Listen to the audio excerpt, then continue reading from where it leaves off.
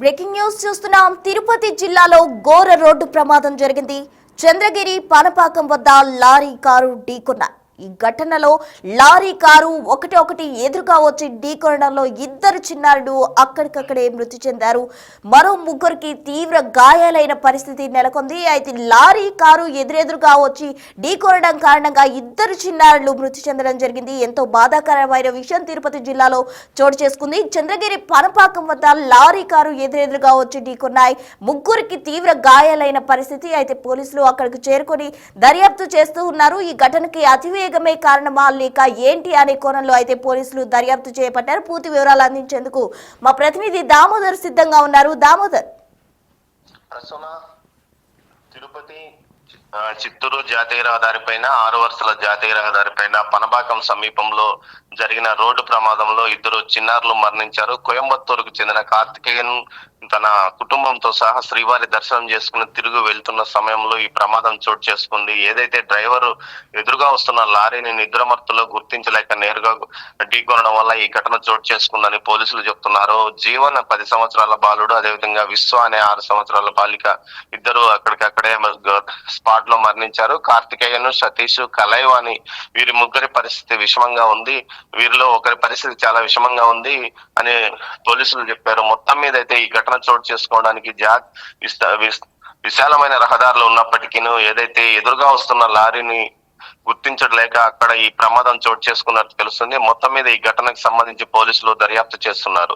రహదారులు విశాలంగా ఉన్నప్పటికీ ఏ వరుసలో వెళ్లాల్సిన వారు ఆ వరుసలో వెళ్లాల్సినప్పటికీ ఏదైతే సర్వీస్ రోడ్లకి దిగుతున్న సమయంలో ఈ ఘటన చోటు చేసుకుందని చెప్తున్నారు. సర్వీస్ రోడ్లకి వెళ్ళేటప్పుడు కానీ ఎక్కేటప్పుడు కానీ దిగేటప్పుడు కానీ చాలా జాగ్రత్తగా వెళ్లాల్సిన పరిస్థితిలో వేగంగా అటు లారీ డ్రైవర్ గాని ఇటు కారు డ్రైవర్ గాని వేగంగా ఇద్దరు వాహనాలను నడపడం వల్ల ఈ ప్రమాదం చోటు చేసుకుందని స్థానికులు చెప్తున్నారు. అయితే ఘటనా స్థలంలో ఇద్దరు చిన్నారులు మరణించడాన్ని మాత్రం అక్కడ అందరినీ కలిచివేసిందని చెప్పవచ్చు. మొత్తం మీద ఈ ఘటనకు సంబంధించి పోలీసులు దర్యాప్తు చేస్తున్నారు. ఏదైతే డ్రైవర్ల యొక్క నిర్లక్ష్యం వల్లే ప్రమాదం చోటు చేసుకుందని చెప్తున్నారు. ఈ మధ్య కాలంలో తరచూ ఏదైతే ఈ తెల్లవారుజామున గానీ సాయంత్రం గానీ పొగమంచు కారణంగా ఈ ప్రమాదాలు చోటు చేసుకుంటున్నాయి. ఈ ప్రమాదాలకు సంబంధించి డ్రైవర్లు చాలా జాగ్రత్తగా ఉండాలి. పొగమంచు తీవ్రంగా ఉన్నప్పుడు ఎదుటుగా వచ్చే వాహనాలు కనిపించకపోయే పరిస్థితి ఉంది. ఇలాంటి పరిస్థితుల్లో ఖచ్చితంగా పూర్తి స్థాయిలో వేగాన్ని తగ్గించి జాగ్రత్తగా గమ్యాన్ని చేరుకోవాలని అటు రవాణా శాఖ అధికారులు, పోలీసు అధికారులు పలుమార్లు చెప్పినప్పటికీ డ్రైవర్లు పెడచెవిన పెడుతున్నారు. దీంతో పాటు ఏదైతే శ్రీవారి దర్శనానికి సంబంధించి 24 గంటల పాటు పైన విశ్రాంతి లేకుండా అటు దర్శనం పూర్తి అయిన వెంటనే వీరు కిందికి దిగినట్టు తెలుస్తుంది. కొంతసేపు విశ్రాంతి తీసుకొని ఏదైతే ప్రయాణం మొదలు పెడితే ఈ పరిస్థితి తలెత్తేది కాదు.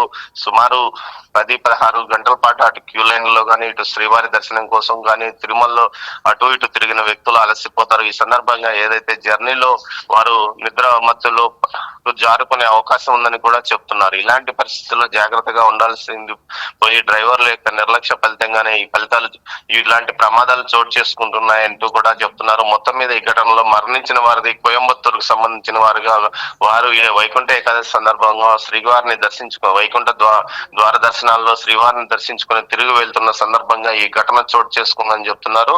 ఈ ఘటనలో చిన్నారులు ఇద్దరు మరణించడంతో ఆ తల్లిదండ్రులు విలపించడాన్ని అందరినీ కలిచివేసిందని చెప్పవచ్చు. మొత్తం మీద ఈ ఘటనకు సంబంధించి పూర్తి స్థాయిలో ఎక్కడికెక్కడ ప్రమాద హెచ్చరికలు పెట్టినప్పటికీ డ్రైవర్లు అతి వేగంగా వెళ్లడం వల్ల ఈ సర్వీస్ రోడ్లలో సైతం ప్రమాదాలు చోటు చేసుకున్నాయని ఇటు పోలీసులు కానీ రవాణా శాఖ అధికారులు కూడా చెప్తున్నారు. ప్రస్తుతం right Damodar, thank you.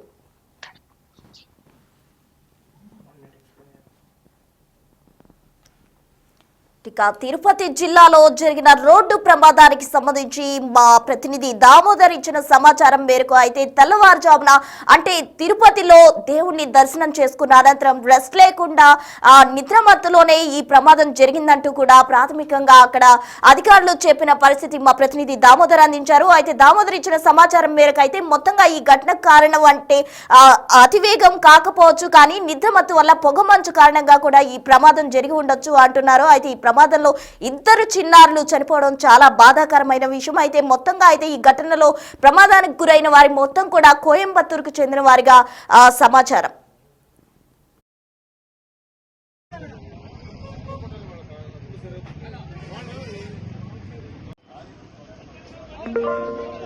Prakash చెప్తే వినట్లే ఆవేశం ఉన్నాడు.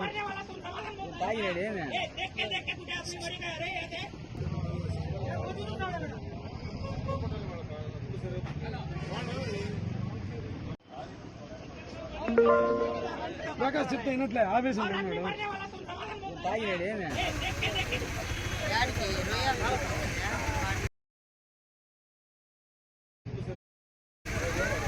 వేస్తారు